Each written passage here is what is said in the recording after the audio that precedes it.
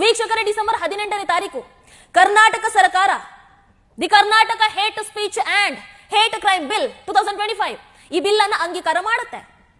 ಭಾರತೀಯ ಸಂವಿಧಾನದ article 91, 92, article 14 ಮತ್ತೆ ಆರ್ಟಿಕಲ್ 21 ಇವುಗಳ ಪ್ರಕಾರ ನಾವು ಎಲ್ಲರೂ ಕೂಡ ಈ ಒಂದು ಮಾತಾಡುವಂತ ಸ್ವಾತಂತ್ರ್ಯ ಅಂದ್ರೆ ಮಾತಿನ ಸ್ವಾತಂತ್ರ್ಯ, ಅದೇ ರೀತಿ ಅಭಿವ್ಯಕ್ತಿ ಸ್ವಾತಂತ್ರ್ಯಕ್ಕೆ ನಾವೆಲ್ಲರೂ ಕೂಡ ಅರ್ಹರು.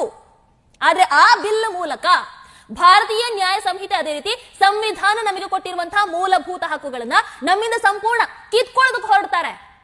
ಅಲ್ಲಿ ಇನ್ನೂ ಕೂಡ ಜಾರಿಯಲ್ಲಿ ಇರೋದ್ರಿಂದ ಬಿಡಿ, ಅದರ ಬಗ್ಗೆ ಮಾತಾಡೋ ಹಾಗಿಲ್ಲ, ತುಟಿ ಪಿಟಿಕ ಅನ್ನೋ ಹಾಗೆ ಇಲ್ಲ, ಬಿಡಿ. ಈ ಬಿಲ್ ಅಲ್ಲಿ ಒಂದಷ್ಟು ಪ್ರಮುಖ ಅಂಶಗಳು ಇವೆ. ಅದನ್ನ ಸರಳವಾಗಿ ಸಂಕ್ಷಿಪ್ತವಾಗಿ ಅರ್ಥ ಮಾಡ್ಕೊಂಡ್ರೆ, ನಾವು ಯಾವುದೇ ಧರ್ಮ, ಜಾತಿ, ಲಿಂಗ, ಭಾಷೆ ಅಥವಾ ಸಮುದಾಯದ ವಿರುದ್ಧ ದ್ವೇಷ, ಶತ್ರುತ್ವ ಅಥವಾ ಹಿಂಸೆಗೆ ಪ್ರೇರೇಪಿಸುವಂತಹ ಮಾತುಗಳನ್ನ ಆಡಬಾರದು. ಆಡಿದ್ರೆ ಆ ವ್ಯಕ್ತಿಯ ವಿರುದ್ಧ ಕಠಿಣ ಕ್ರಮವನ್ನ ಕೈಗೊಳ್ಳಲಾಗುತ್ತೆ. ಇದನ್ನ ಬಿಲ್ ಹೇಳುತ್ತೆ. ಹಾಗಾದ್ರೆ ಈಗ ನಮಗೆ ಇರುವಂತಹ ಪ್ರಶ್ನೆ, ಪ್ರಿಯಾಂಕ್ ಖರ್ಗೆ ಅವರು ದ್ವೇಷವನ್ನ ಬಿತ್ತುವಂತಹ ಒಂದು ಪೋಸ್ಟ್ ಅನ್ನ ಹಾಕಿದ್ರು. ಅವರ ವಿರುದ್ಧ ಯಾವ ರೀತಿಯಾದಂತಹ ಕ್ರಮವನ್ನ ಕೈಗೊಳ್ಳುತ್ತೀರಾ? ಇಲ್ಲಿ ಬಹಳಷ್ಟು ಮಂದಿ ಹೇಳಬಹುದು, ಆ ಬಿಲ್ ಅಲ್ಲಿರುವಂತಹ ಪಾಯಿಂಟ್ ಸರಿ ಇದೆ, ಅದು ಒಳ್ಳೇದೇ ತಾನೇ ಅಂತ. ಅಲ್ಲ, ಒಳ್ಳೆ ರೀತಿಯಲ್ಲಿ ಬಳಸ್ಕೊಂಡ್ರೆ ಓಕೆ.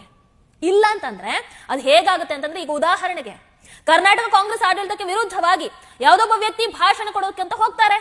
ಆಗ ಆ ಭಾಷಣದಲ್ಲಿ ಹೇಟ್ ಸ್ಪೀಚ್ ಇರಬಹುದು ಅನ್ನುವಂತ ಅನುಮಾನ ಇದ್ರೂ ಕೂಡ ಅವರ ಭಾಷಣವನ್ನ ನಿಲ್ಲಿಸಿ ಆ ವ್ಯಕ್ತಿಯನ್ನ ಬಂಧಿಸುವಂತ ಅಧಿಕಾರಿ ಅವರಿಗೆ ಇರುತ್ತೆ.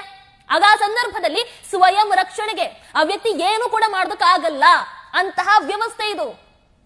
ಆಮೇಲೆ ಇದರಲ್ಲಿ ಇನ್ನೊಂದು ಅಪಾಯಕಾರಿ ಅಂಶ ಕೂಡ ಇದೆ.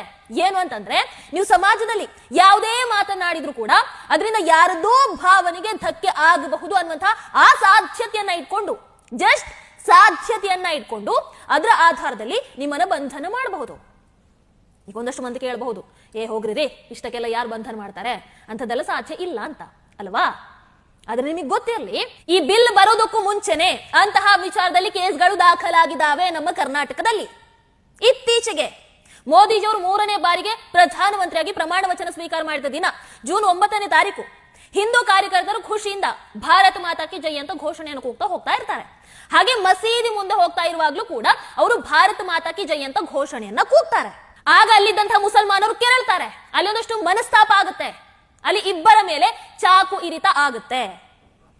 ಅದು ಕರ್ನಾಟಕ ಕಾಂಗ್ರೆಸ್ ಸರ್ಕಾರ ಭಾರತ ಮಾತಾ ಕಿ ಜೈ ಅಂತ ಕೂಗಿದ್ದು ಎದುರಿನವರನ್ನ ಪ್ರಚೋದನೆ ಮಾಡೋದಕ್ಕೆ ಅಂತ ಹೇಳಿ ಅವರುಗಳ ಬಂಧನ ಕೂಡ ಆಗತ್ತೆ. ಆಮೇಲೆ ಬಿಡಿ, ಇತ್ತೀಚೆಗಷ್ಟೇ ಹೈಕೋರ್ಟ್ ಆ ವಿಚಾರವಾಗಿ ಸರ್ಕಾರವನ್ನ ತರಾಟೆಗೆ ತೆಗೆದುಕೊಳ್ತು. ಭಾರತ ಮಾತಾ ಕಿ ಜೈ ವಿಚಾರಕ್ಕೂ ಕೂಡ ನೀವು ಕೇಸ್ ಹಾಕ್ತೀರಾ ಅಂತ. ಈಗ ಹೇಳಿ, ಈ ಬಿಲ್ ಇಲ್ಲದಿದ್ದಾಗಲೇ ಹೀಗೆ ಇದ್ದಂಥವ್ರು ಇನ್ನು ಯೋಚನೆ ಮಾಡಿ, ಈಗ ಬಿಲ್ ಬಂದ ನಂತರ ಪರಿಸ್ಥಿತಿ ಹೇಗಿರಬೇಡ. ಅಷ್ಟು ಸ್ಟ್ರಿಕ್ಟ್ ಇರುವಾಗ ಪ್ರಿಯಾಂಕ್ ಖರ್ಗೆ ಅವರ ಮೇಲೆ ಯಾವಾಗಲೂ ಕ್ರಮವನ್ನು ಕೈಗೊಳ್ಳಬೇಕಾಗಿತ್ತಲ್ವಾ? ಭಾರತೀಯ ನ್ಯಾಯ ಸಂಹಿತೆಯಲ್ಲಿ ಹೇಟ್ ಸ್ಪೀಚ್ಗೆ 3 ವರ್ಷ ಜೈಲು ಶಿಕ್ಷೆ ಇದೆ. ಅದಕ್ಕೀಗ ಮತ್ತೆ 4 ವರ್ಷವನ್ನ ಸೇರಿಸಿ ಒಟ್ಟು 7 ವರ್ಷ ಮಾಡಿದ್ದಾರೆ. ಕರೆಕ್ಟಾ? ಎಲ್ಲ ಹೌದು. ಇಲ್ಲಿ ಭಾರತ ಮಾತಾ ಕಿ ಜೈ ಅಂದಿದ್ದಕ್ಕೆ ಕೇಸನ್ನ ಹಾಕಿದವರು. ನಾನು ಕೇಳುವಂತದ್ದು, ಹಾಗಾದ್ರೆ ಪ್ರಿಯಾಂಕ್ ಖರ್ಗೆ ಅವರ ಮೇಲೆ ಯಾಕೆ ಕ್ರಮವನ್ನ ಕೈಗೊಳ್ತಾ ಇಲ್ಲ? ದ್ವೇಷ ಹರಡುವಂತ ಕೆಲಸವನ್ನ ಮಾಡಿದ್ರು, ಸಮಾಜದ ಸ್ವಾಸ್ಥ್ಯವನ್ನ ಕೆಡಿಸುವಂತ ಕೆಲಸವನ್ನ ಮಾಡಿದ್ರು ಪ್ರಿಯಾಂಕ್ ಖರ್ಗೆ ಅವರು. ಅವರ ಮೇಲೆ ಇಲ್ಲಿವರೆಗೂ ಯಾಕೆ ಕ್ರಮವನ್ನ ಕೈಗೊಳ್ಳಿಲ್ಲ? ದಯವಿಟ್ಟು ತಿಳಿಸಿ. ಆಮೇಲೆ ಇನ್ನು ಮುಂದೆ ಪ್ರಭು ಶ್ರೀರಾಮನನ್ನ ನಿಂದಿಸೋದಕ್ಕೂ ಬಿಡಲ್ಲ, ಅವರ ಅಸ್ತಿತ್ವದ ಮೇಲೆ ಪ್ರಶ್ನೆ ಎತ್ತೋದಕ್ಕೆ ಬಿಡಲ್ಲ ಅನ್ನುವಂತಹ ಭರವಸೆಯನ್ನ ಕಾಂಗ್ರೆಸ್ ಕೊಡುತ್ತಾ? ವೀರ ಸಾವರ್ಕರ್ ಅವರನ್ನ ನಿಂದಿಸೋದಿಲ್ಲ, ಹಿಂದೂಗಳ ಭಾವನೆಗೂ ಧಕ್ಕೆಯನ್ನ ತರಲ್ಲ, ಈ ಭರವಸೆಯನ್ನ ಕಾಂಗ್ರೆಸ್ ಸರ್ಕಾರ ಕೊಡುತ್ತಾ? ಅಲ್ಲ, ಈ ಬಿಲ್ ಒಂದು ನಿರ್ದಿಷ್ಟ ಸಮುದಾಯದ ರಕ್ಷಣೆಗೆ ಮಾತ್ರ ಸೀಮಿತಾನಾ? ಇನ್ನೊಂದು ಧರ್ಮಕ್ಕೆ ಟಾರ್ಗೆಟ್ ಮಾಡೋದಕ್ಕೆ ಮಾತ್ರ ಸೀಮಿತಾನಾ? ಅಥವಾ ನಮ್ಗಳ ಬಾಯಿಗೆ ಬೀಗ ಹಾಕೋದಕ್ಕೆ ಮಾತ್ರ ಈ ಬಿಲ್ ಸೀಮಿತಾನಾ? ಪ್ರಿಯಾಂಕ್ ಖರ್ಗೆ ಅವರಿಗೆ ಈ ಬಿಲ್ ಲೆಕ್ಕಕ್ಕೆ ಬರಲ್ವಾ? ಅವರು ಕರ್ನಾಟಕದವರಲ್ವಾ? ನಮಗೆ ಮಾತ್ರ ಈ ಬಿಲ್ಗಳು ಸೀಮಿತಾನಾ? ಇಲ್ಲ ಅಂತ ಅಂದ್ರೆ ಈ ಬಿಲ್ ಅನ್ನ ಯಾಕೆ ತಂದಿದ್ದೀರಾ ಅಂತ ಅಂದ ಮೇಲೆ ಪ್ರಿಯಾಂಕ್ ಖರ್ಗೆ ಅವರ ಮೇಲೆ ಯಾಕೆ ಇನ್ನೂ ಕೂಡ ಕ್ರಮವನ್ನ ಕೈಗೊಳ್ಳಲಿಲ್ಲ? ನಮಗಿದಕ್ಕೆ ಸ್ಪಷ್ಟವಾದಂತ ಉತ್ತರ ಬೇಕು ಅಷ್ಟೇ. ಈ ಕಾರ್ಯಕ್ರಮವನ್ನ ಪೂರ್ತಿ ವೀಕ್ಷಿಸಲು ಯೂಟ್ಯೂಬ್ನಲ್ಲಿ ಟಿವಿ ವಿಕ್ರಮ ಚಾನೆಲ್ಗೆ ಭೇಟಿ ಕೊಡಿ, ಸಬ್ಸ್ಕ್ರೈಬ್ ಮಾಡಿ.